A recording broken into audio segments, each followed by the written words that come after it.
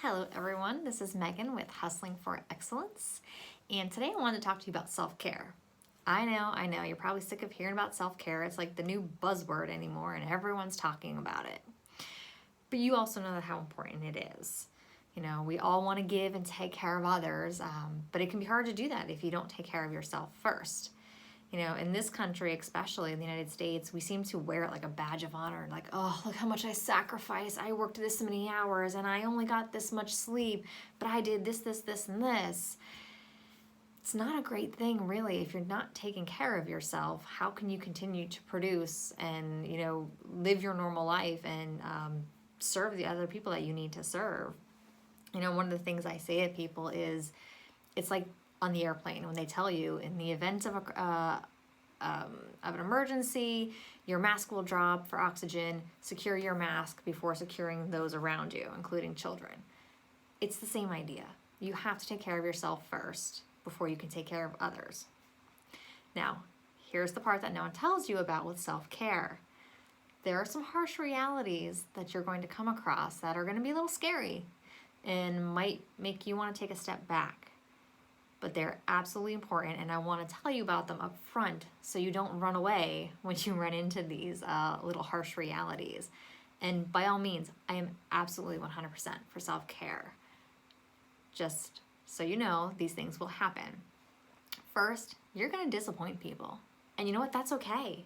The people you disappoint, it might be your spouse or significant other. It might be your kids. It might be an elderly parent that you take care of. It could be your boss who's used to you working or volunteering to work tons of overtime. Those things, you're going to disappoint those people when you start to prioritize yourself before everything else and take some time for yourself. And that's okay. Just expect it, and eventually they will learn to realize that, you know what? I'm not first in that person's life, or this project is not what their biggest priority is.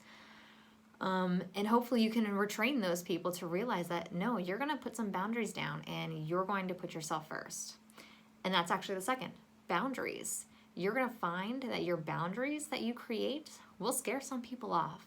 And again, that's okay. If they run away, let them run. This could be friends that maybe you go out to the bar with every weekend. Well, if you don't find that spending time at the bar anymore is serving you, and it goes against your own self-care plan, and they start, pushing back against you, why aren't you here? And well, you never come out with us anymore. You're not any fun. They're just uncomfortable with the boundary that you've set, and they're either going to learn to grow themselves and learn your boundaries, or they're going to fall out of your life and move on, and that's okay. They may come back, they may not. It's okay to let them go, though, if they do. The next thing that's going to happen is that if you're neglecting yourself to take care of someone else, don't be surprised if resentment sets in. So that you don't start to resent somebody else because you're using all of your energy and all of your time to take care of themselves. You need to set those boundaries, and you need self-care. So don't I'm trying not to say the word don't, but I'm failing right at the moment. But you can't give what you do not have.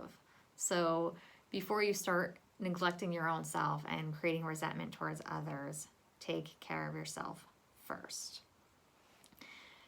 Taking care of yourself first may also require letting go of some relationships or habits and choices that aren't serving you anymore.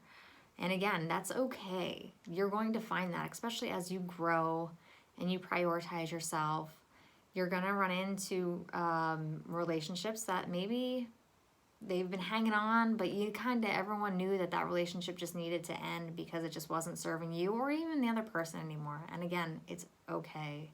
Let that relationship go, or let that bad habit go. I've let go of several bad habits lately because I've realized that they just don't serve a purpose in my life. And you know what? I feel better. I feel so much better that I've made myself the priority and released those bad habits. And the last thing about self-care is you're going to realize you've got to be honest with yourself, and that can be a hard pill to swallow occasionally. We all have that thought in the back of our mind, that little subconscious that's telling us, this really isn't good for us. Stop doing this. And sometimes we just don't want to listen. But good self-care starts with listening to that little voice. That little voice is always going to want to put ourselves first and prioritize ourselves over everything else. So just listen to that little voice there. So when you make your self-care a priority, you're going to have so much more to give, because that's what we all want to do. We all want to serve and give more to others. And to do that, you really have to prioritize yourself, because it's like the gas in your tank of your car. When that gas tank is empty, your car is going to stop. Doesn't matter if your location is 10 more miles down the road, your car is not going any further. It's the same thing with ourselves. If our fuel tank is empty, we can't give any more. So if you want to continue to give everything that you have, you've got to fill up your tank first and take care of yourself first. So please continue to hustle for your excellence. Take care of your self-care, and I will talk with you soon.